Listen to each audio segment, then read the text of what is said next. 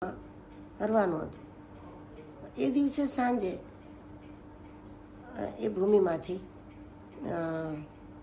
એમને જે કહ્યું હતું એ જ મુજબનું શિવલિંગ, મંદિરના તો ઘણા જ અવશેષો નીકળ્યા, પણ એ જ મુજબનું શિવલિંગ એમાંથી પ્રાપ્ત થયું, ગુપ્તેશ્વર મહાદેવ.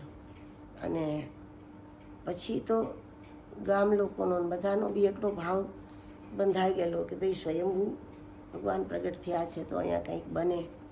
તો મેં કહ્યું ભાઈ મને તો આજ્ઞા એટલી હતી કે મારે આ ખોદકામ કરીને આ વસ્તુ બહાર કરવાની છે, આશ્રમ બાંધીને રહેવાની કોઈ મને આજ્ઞા એમને નથી કરી. પણ પછી બધાએ ગુરુ મહારાજ સાથે મળ્યા અને ગયા, અને ગુરુ મહારાજે કહ્યું કે નહીં, આટલું સારું ધામ બને છે તો ત્યાં જે કંઈ થાય પરમાર્થ આપણે કરવો જોઈએ. અને પછી ત્યાં પણ સદગુરુ ધામ નામથી આશ્રમનું નિર્માણ કર્યું. આજે પણ ત્યાં ગૌશાળા છે, વાનપ્રસ્થાશ્રમ છે. અને એ સ્થાનમાં પણ અમને ગુરુ મહારાજના ઘણા અનુભવ થયેલા.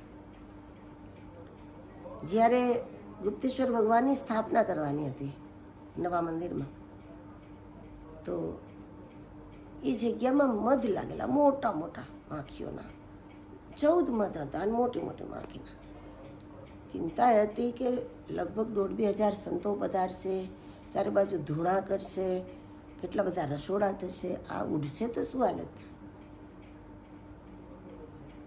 પણ એ ઉત્સવના 8 દિવસ પહેલાં ગુરુ મહારાજ પધાર્યા અને કહ્યું રૂમમાં આસન લગાવો, કે મારે રૂમમાં નથી લગાવું, મારે અહીંયા જ લગાવવું છે, બારે જ્યાં મધ ને બધા લાગેલા ત્યાં એમને આસન લગાવ્યું. રાત આખી સવારે ગુરુ મહારાજે લગભગ 10 વાગે વિદાય લીધી, અને જે દિશામાં એમની ગાડી ગઈ